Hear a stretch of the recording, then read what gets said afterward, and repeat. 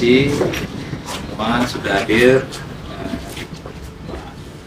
Kemudian dari ini BPK, BPTK, dari perwakilan pelaksana ya, Aktif, dan dari Dinas PU.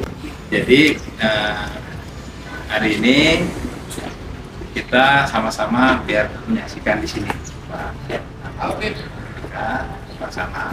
Kalau kita mau melihat nih barang-barang alat berat ini, unit-unit alat berat yang pernah dilaksanakan untuk pengadaan alat besar darat Dinas Pekerjaan Umum dan Tata Ruang Kota Cirebon tahun anggaran 2021. Langsung dikasih tempat alat beratnya, mana-mana saja yang diadakan.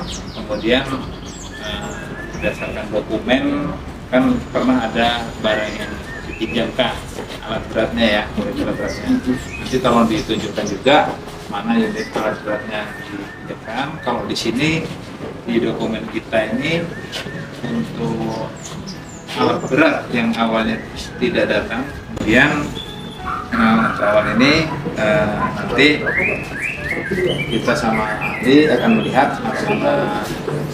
unitnya. Kalau untuk spek berdasarkan kita acuannya di kontrak ya, kontrak sama adendum kontrak yang ada. Nanti biar ahli yang melihat apakah ini sesuai dengan kontrak ataupun adendum kontrak, kita serahkan ke ahli untuk yang speknya. Tapi sekarang kita lihat unitnya ya, ada atau tidak, kemudian mana yang baru datang untuk menggantikan bill order sebelumnya. Itu aja mungkin dari kami, lebih dan kurang kami mohon maaf. Mungkin ada masukan atau apa? Cukup ya. Kami itu aja. Bila terlalu daya. Wassalamualaikum warahmatullahi wabarakatuh. Enggak, kita sama-sama lihat dulu.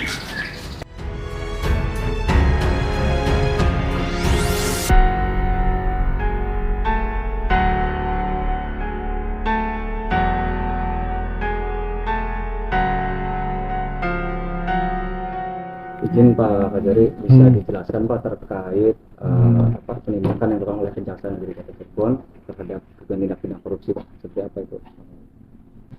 Jadi pada hari Rabu tanggal 14 Desember 2022, Jaksa Penyidik Kejaksaan Negeri Kota Cirebon telah melakukan penahanan terhadap dua tersangka yang berinisial S dan R. Para tersangka diduga melakukan tindak pidana korupsi dalam pengadaan alat berat darat di Dinas Pekerjaan Umum dan Tata Ruang tahun anggaran 2021 yang sumber dananya berasal dari APBD Kota Cirebon. Adapun peran daripada tersangka S selaku PPK telah melakukan penyalahgunaan kewenangan dalam penetapan spesifikasi teknis barang,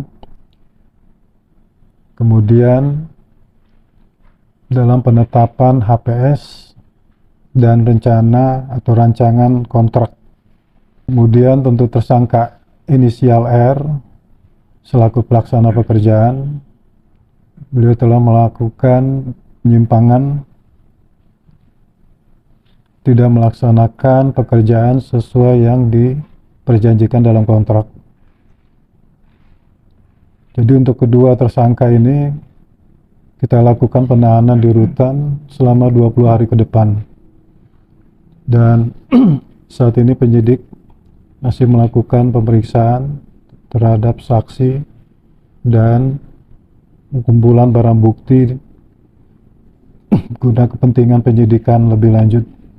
Akibat perbuatan para tersangka ini, negara dirugikan kurang lebih, dia ditaksir estimasi di atas 1 miliar. Jadi pasal yang diterapkan kepada para tersangka ini pasal 2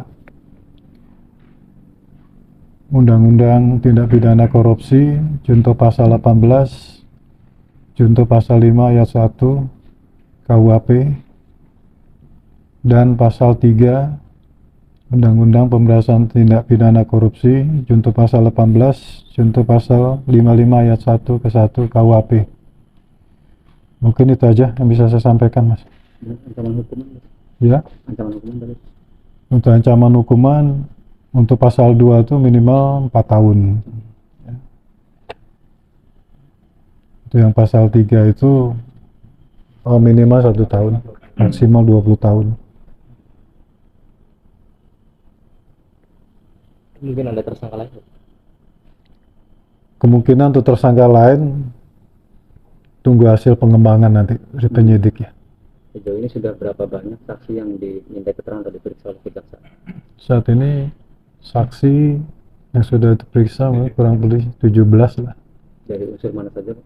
Baik dari para ahli ya, saksi ahli, dan dari pihak pemerintah kota, dari pihak rekanan kontraktor. Itu informasinya ada tadi di sini terkait dugaan markup juga ya praktiknya. Ya. Jadi mah diindikasikan ini ada penggelembungan harga pada saat proses yaitu perencanaan pengadaan alat berat ini. Benar nggak sih baru sekali itu pemeriksaan ketika kemarin hari Kamis terhadap tersangka? Jadi para tersangka ini sebelumnya sudah dilakukan rangkaian pemeriksaan baik para saksi maupun para tersangka ini.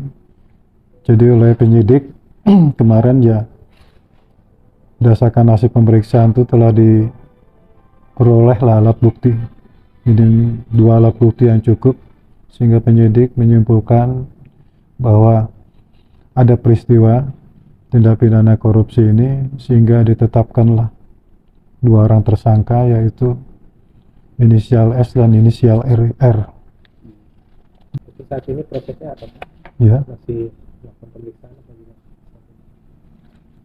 saat ini masih lakukan pemeriksaan penyidik, masih memanggil para saksi dan mengumpulkan alat bukti lain lah, dokumen ya. Untuk dari kejaksaan sendiri berdasarkan hasil pengembangan, Pak, sudah ketemu belum aliran dana yang digelembungkan itu larinya itu? Umum ya, makanya saat ini masih dalam pemeriksaan penyidik.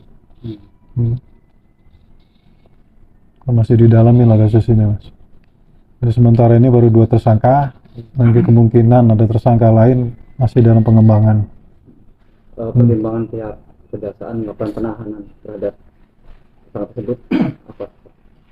Pertimbangan. Alasannya ya karena itu untuk mempercepat proses penyidikan ya, dan apa ya, menjaga khawatir barang bukti, hilangnya barang bukti, takut beliau melarikan diri, sehingga ya secara objektif sudah dilakukan. Kemarin kan kita juga ke kantor PU ya. Itu untuk barang bukti apa pertimbangan tidak dilekati oleh misalnya kayak kejaksaan lain kayak polisi? Itu kan masih dalam proses penyidikan, Pak. Nanti itu rangkaian tindakan penyitaan pasti akan dilakukan oleh penyidik.